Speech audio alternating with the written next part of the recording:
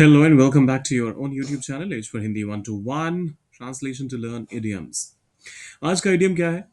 Well, idiom पहले लिख देते हैं, उसके बाद एक एक करके सारे स्टेटमेंट्स को करते हैं ट्रांसलेट, जिससे आपकी अंडरस्टैंडिंग हो पाए बेहतर। So bark up the wrong tree, ये है आज का इडियम, जिसका मतलब होता है किसी चीज को गलत समझना या फिर गलत जगह पर आप किसी चीज की तलाश कर रहे हो, तो उस केस में आप bark up the wrong tree का इस्तेमाल करते हैं। वेल, उदाहरण के तौर पे या फिर एग्जाम्पल के तौर पे जो ये 5 स्टेटमेंट्स हैं आपके लिए, वो आपकी अंडरस्टैंडिंग को बनाएंगे और भी बेहतर। पहला स्टेटमेंट आता है कि अगर तुम सोच रहे हो कि कि मैं तुम्हारी किताब लेकर गया तो तुम गलत समझ रहे हो। अगर तुम सोच रहे हो, इफ यू थिंक, ये ध्यान रखिएगा कि अगर आप बेशक सेंटेंस में सोच रहे हो जैसा कुछ फ्रेज आ रहा हो जो कि आपको सेंस दे रहा हो कंटिन्यूअस टेंस का, लेकिन शुरुआत अगर इफ से होती है, अगर से होती है, तो आप इसे हमेशा सिंपल प्रेजेंट में रखते हैं। So if you are thinking, if you think कि मैं तुम्हारी किताब लेकर गया था, if you think I took your book, तो तुम गलत समझ रहे हो। तो पहले लगाएंगे यहां पर comma, you are barking up the wrong tree. If you think I took your book, you're barking up the wrong tree. ये रहा हमारा पहला स्टेटमेंट। फिर आता है, अगर तुम मानते हो कि पैसा ही सब कुछ है तो तुम गलत सोच रहे हो। अगर तुम मानते हो, इफ यू, और मानने के लिए आप यहां पर बिलीव का इस्तेमाल कर सकते हैं, या तो एक तरीका ये हो सकता है, दूसरा आप थिंक का भी इस्तेमाल कर सकते हैं। So if you think money is everything, पैसा ही सब कुछ है, money is everything, you are barking up you are barking up the wrong tree. If you think money is everything, you're barking up the wrong tree. अगर तुम सोचते हो कि बिना मेहनत के अच्छे नंबर आ जाएंगे, तो तुम गलत दिशा में जा रहे हो। If you think बिना मेहनत के अच्छे नंबर आ जाएंगे, you can get good marks without the hard work. If you think you can get good marks without the hard work, फिर you're barking up the wrong tree. Simple है ना?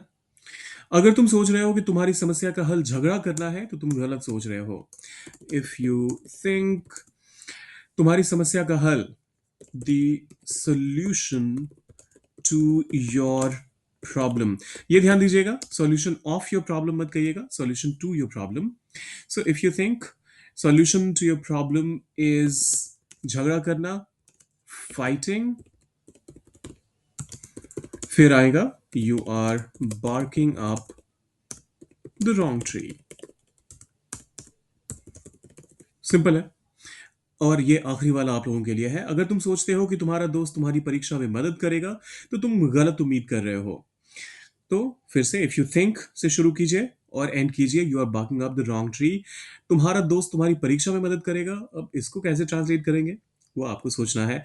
और हाँ, वेल, ये चीज तो मैं बताना भूल ही गया, कंपटीशन वाले जो वर्ड्स हैं जिसमें आप 1,000 रुपए से 5,000 रुपए तक जीत सकते हैं, आज ही अनाउंसमेंट किया है मैंने, जहां पर आई एम श्योर आप में से बहुत सारे लोगों को ये क्लैरिटी मिल चुकी है कि 1,000 रुपए तो एक हफ्ते की बात है, लेकिन अगर आप पूरे ओवरऑल पूरे कंपटीशन की बात करें जो कि महीने तक चलेगा, पूरे महीने चलेगा, तो इसमें आपके पास मौका है पूरे 5,000 रुपए जीतने का।